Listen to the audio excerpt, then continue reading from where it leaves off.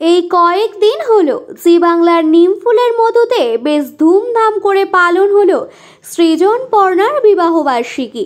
বিবাহবার্ষিকীর অনুষ্ঠান দেখে দর্শকরা বুঝেছিল এবার অভিমানের পারদ গলবে, আবার মিলেমিশে একাকার হয়ে যাবে সৃজন পর্ণা। কিন্তু কোথায় কি, বরফ গলে জল হলেও আবার নতুন করে বরফের পারদ চড়তে শুরু করেছে।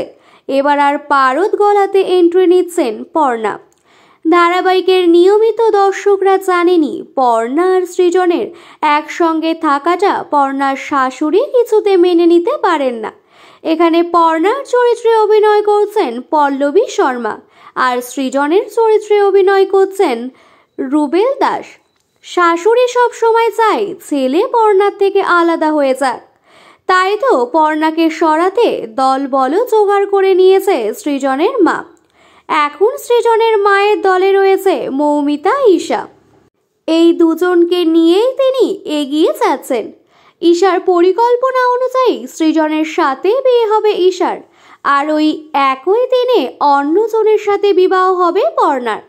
পর্ণার পক্ষে রয়েছে তার ঠাম্মি শাশুড়ি, তিনি জানিয়ে দিয়েছে আগামীতে যে শুভ লগ্ন আছে সেই শুভ লগ্নেই বিবাহ হবে পর্ণার।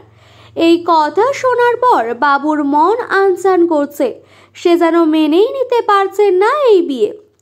সম্প্রতি একটি প্রোমো প্রকাশ পেয়েছে, যেখানে দেখা গেছে একদিকে সৃজন ঈশার সাথে বিয়ের পিঁড়িতে বসেছে, আর অন্যদিকে পর্ণাও বিয়ের পিঁড়িতে বসেছে।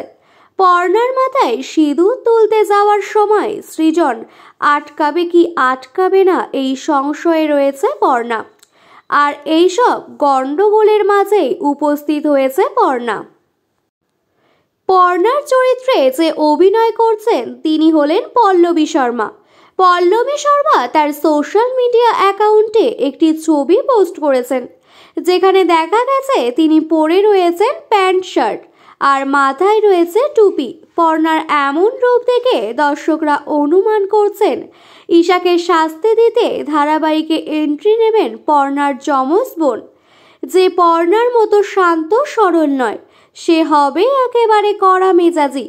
সত্যি যদি হয় তাহলে মন্দ কি?